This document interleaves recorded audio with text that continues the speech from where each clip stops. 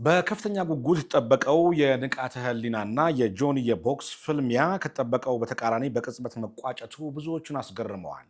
ጉዳዩ ግርምት የጨመረው ማንም አይደፍረኝም ሲሉ የነበሩ ተፋላሚዎች አንድም ቡጢ ሳይሰነዝሩ በሴኮንዶች ቅጽበት እጅ መስጠታቸው ነው። በሚሊየን ዘንድ ጉጉት ሲጠበቅ የነበረው በኢትዮጵያ ታሪክ የመጀመሪያው ሚክስድ ማርሻል አርት የቦክስ ውድድር አይገመቴ ክስተቶችን አስተናግዷል።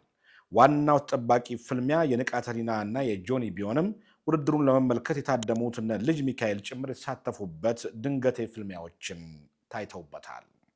ከዋናዎቹ ተፋላሚዎች አስቀድሞ የተደረጉት መደበኛ ፕሮግራም የተያዘላቸው የቦክስ ውድድሮችም አስደናቂ ክስተቶች ታይተውባቸዋል። ጤና ይስጥልን፣ እንደምን ሰነበታችሁ የመሴ ቱዴይ ቤተሰቦች።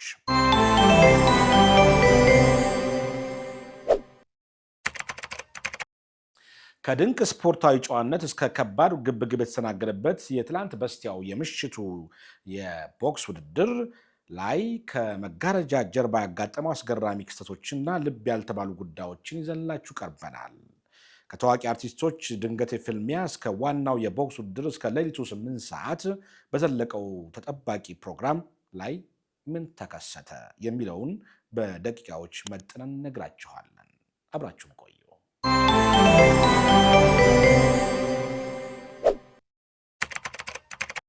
እጅግ ተጠባቂ የነበረው የንቃተ ህሊናና የጆኒ የሚክስድ ማርሻል አርት ቦክስ ውድድር በጉጉት የተጠበቀውን ያክል ፍልሚያ ሳይታይበት በመጀመሪያው ዙር ተጠናቋል። በጆኒ አሸናፊነት የተጠናቀቀው ፍልሚያ ከ2 ደቂቃ ባነሰ ቅጽበት መደምደሙ ብዙዎችን አስገርመዋል። ኢትዮጵያ ውስጥ የሚያሸንፈኝ የለም በሚለው ተደጋጋሚ መፈክሩ የሚታወቀው ንቃተ ህሊና አይን የሚገባ አንድ ቡጢ እንኳ ሳይሰነዝር እጅ ሰጥቷል። በአንጻሩ ጆኒ ከውድድሩ በፊት ሲለን እንደነበረው በአስገራሚ ቴክኒክ ችሎታው አሸንፋለሁ ሲለው የነበረውን ተጋጣሚውን በቀላሉ አንፈራፍሮ አሸንፎታል።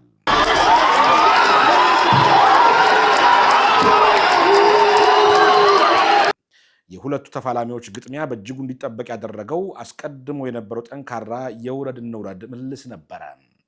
በብዙዎች ዘንድ ጠባቂ የነበረው የቦክስ ፍልሚያ የተጠበቀውን ያክል ፉክክር ሳይታይበት በቅጽበት ከመጠናቀቁ ባሻገር ፍልሚያው ሌላ ከስፖርታዊ ጨዋታ ያፈነገጠ ግብግብ የታየበት ሆነዋል።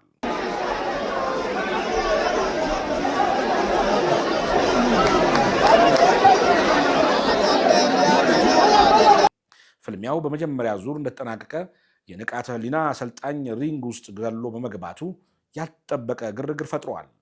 የንቃተ ህሊና አሰልጣኝና ደጋፊዎች ወደ ፍልሚያ ሜዳው ዘለው በመግባት ከውድድሩ ጋርዶች ጋር ግብግብ መግጠም ጭምር ያሳዩት ስነ ምግባር የጎደለው ድርጊት የውድድሩን መጨረሻ ይበልጥ አበላሽቶታል።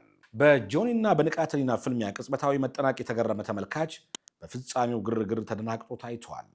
ከሌሊቱ 7 ሰዓት ገደማ የተካሄደው የሁለቱ ተፎካካሪዎች ፍልሚያ ብዙዎች እንቅልፋቸውን ሰውተው እየተከታተሉት የነበረ መሆኑ ደግሞ የፍጻሜው ግርግር ድባቡን አጠርሽቶታል ማለት ይቻላል። በኢትዮጵያ ታሪክ የመጀመሪያ የሆነው ፍልሚያው በርካታ ህዝብ በአካልና በቀጥታ ስርጭት የተከታተለው ነበረ። በውድድሩ ላይ በአካል ከታደመው ተመልካች መካከል በርካታ ታዋቂ ሰዎች ይገኙበታል። በውጥረት የተሞላው የውድድሩ ድባብ ከመጨረሻው ግብግብ በፊት ታዋቂ ሰዎች መካከል ጭምር ግርግር ተከስቶ ተመልክተናል። በየመሃሉ በነበረው ግርግር ውስጥ ልጅ ማይክን ጨምሮ ብዙዎች ለድብድብ ሲገባበዙ እንደነበረም ታዝበናል። በእርግጥ ትናንሽ ዳኛ ድንገተኛ የቡጢ ፍልሚያዎች ገና ፕሮግራሙ ሳይጀመር ታይተዋል። የቦክስ ውድድሩን ለመመልከት በተገኙ ወጣቶች መካከልም ከአዳራሽ ውጭና ውስጥ ግብግብ ተፈጥሮ እንደነበረም ተረድተናል። አብዛኛው ተመልካች እነዚህ ትናንሽ ፍልሚያዎችን እንደ ማሟሟቂያ ተመልክቷቸዋል። ተመልካቾቹ ድንገቴ ፍልሚያዎችን ጭምር በበለው ማሟሟቁን ተከትሎ ገላጋይ ጠፍቶ በፖሊስ የበረዱ ጸቦች ጭምር ተከስተዋል። እስከ ሌሊት በዘለቀው ፍልሚያ ውስጥ ከጆኒና ንቃተ ህሊና በፊት የተደረጉ ውድድሮች ላይ የተሻለ ፉክክር ታይቷል ማለት ይቻላል። እንዲያውም ሆኖ አድዋ ድል መታሰቢያ አዳራሽ የተካሄደው በኢትዮጵያ የስፖርት ታሪክ የመጀመሪያው ፕሮፌሽናል የድብልቅ ማርሻል አርት ውድድር ዋናው ትኩረት የነበረው ንቃተ ህሊናና ጆኒ ነበሩ። ጆኒ ውድድሩ በጀመረ ጥቂት ደቂቃዎች ውስጥ ንቃተ ህሊናን መሬት ላይ ጥሎ በመደብደብ የቴክኒክ ብቃቱን አስመስክረዋል። ከድሉ በኋላም ማርሻል አርቲስት ነኝ የምትሉ ሁሉ አሰልፌ ቀጠቅጣችኋለሁ ሲል በኩራት ተደምጠዋል።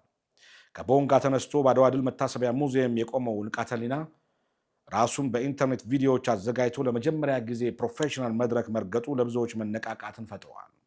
ሽንፈት መነሻዬ ነው በሚል መንፈስ ዳግም እንደሚመለስ ቃል ገብቷል። ጆኒ በአድዋ ድል መታሰቢያ ሙዚየም ወርቃማ ታሪኩን ጽፏል። የዳኞችና የአዘጋጆቹ ከጆኒ ጋር ያላቸው ቅርበት እንዲሁም በንቃተ ህሊና ላይ የታየው የስነልቦና ጫና በውድድሩ ፍትሐዊነት ላይ ጥርጣሬ ፈጥሯል የሚሉ የስፖርት ቤተሰቦች አስተያየት ነው። በኢትዮጵያ ታሪክ ለመጀመሪያ ጊዜ በአድዋ ድል መታሰቢያ ሙዚየም የተካሄደው የታላቁ የድብልቅ ማርሻል አርት ወይም ኤምኤምኤ ፍልሚያ በጆኒ አስደናቂ የበላይነት ጠናቋል። መላው አዲስ አበባ በጉጉት ጠብቀው የነበረው ይህ መድረክ ለጆኒ ታሪካዊ ድልን አጎናጽፎታል። የአሸናፊነት የክብር ቀበቶም ታጥቋል። ታዛቢዎች ውድድሩ ለውድድሩ ድምቀት የተደረገ ለኮፍ ነው ቢሉም ክስተቱ ግን ለኢትዮጵያ ኤምኤምኤ አዲስ ምዕራፍ ከፍቷል። መሸነፍ መጨረሻ አይደለም። ለመቧቀስ መድረኩ ላይ መገኘት ራሱ ድል ነው። ንቃተ ህሊና ፍርሃትንና ግፊትን አሸንፎ መድረክ ላይ መቆሙ የጀግንነት አክሊል ነው። ውድድሩ በሀገራችን ለሚክስድ ማርሻል አርት ስፖርት እድገት አዲስ በር፣ አዲስ ምዕራፍ ከፍቷል። ተመልካቾቻችን የዛሬው ዘገባችንን ይመስል ነበረ። መሴ ቱዴይን ላይክ፣ ሰብስክራይብ፣ ሼር በማድረግ ቤተሰቦቻችን ሆኑ። መልካም ቆይታ ይሁንላችሁ።